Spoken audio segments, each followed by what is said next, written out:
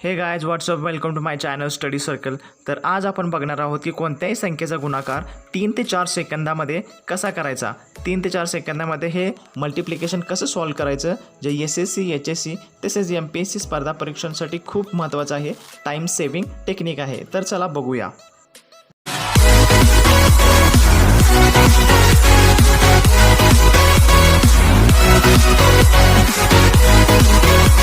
आपण या 2 अंकी संख्येचा गुणाकार कसा करायचा आपण ते बघणार आहोत. अजून एक ट्रॅडिशनल मेथड आहे जे आपण रेग्युलर यूज करतो, पण त्या मेथडनी वेळ खूप खर्च होतो व ते कॅल्क्युलेशन खूप लेंदी होतं. पण 3 ते 4 सेकंदामध्ये याचं उत्तर कसं काढायचं हे आज आपण बघणार आहोत. तर चला बघूया. सगळ्यात प्रथम काय करायचं आहे, सपोज या 2 संख्यांचा आपल्याला गुणाकार करायचा आहे. तर सगळ्यात प्रथम काय करायचं आहे, पहिल्या संख्येतील पहिली डिजिट व दुसऱ्या संख्येतील पहिली डिजिट ह्याचा आपल्याला गुणाकार करायचा आहे. ह्या 2 संख्यांचा गुणाकार करायचा आहे. काय येईल, 4 दोन्ही 8, 4 दोन्ही 8.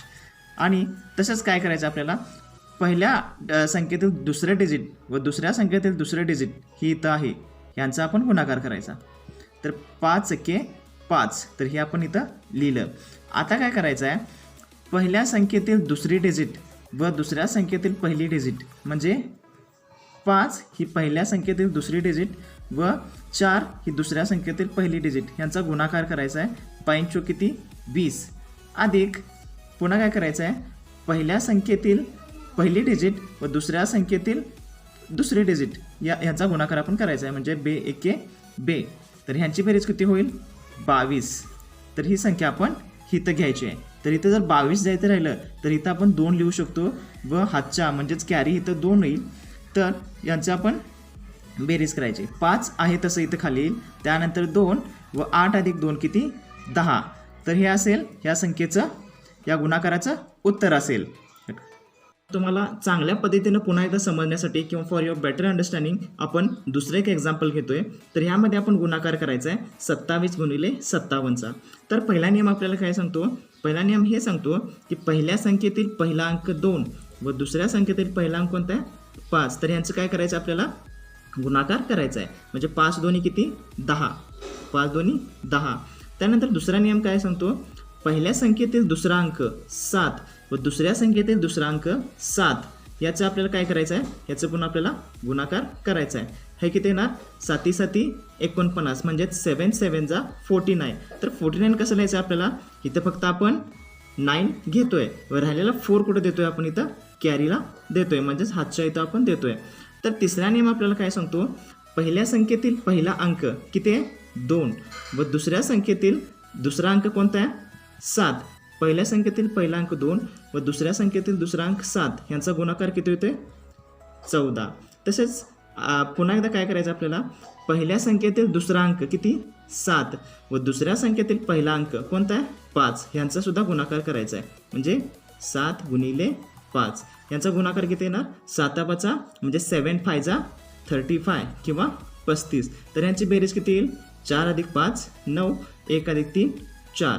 हे झालं 49 अधिक हिचा आलेला हातच्या 4 किती झालं टोटल किती झालं 53. हे 53 आपण 3 असं इथं लिहायचं आहे आणि राहिलेला 5 हातच्या कुठं देतोय आपण इथं देतोय. तर ह्याची फक्त सिम्पली आपण बेरीज करायची आहे. इथं राहिलेलं 9 आपण ॲज इट इज लिहितोय, त्यानंतर इथलं 3 ॲज इट इज लिहितोय आणि 10 अधिक 5 किती 10 अधिक 5 15. तर हे झालं आपलं ॲन्सर, हे झालं आपलं फायनल उत्तर.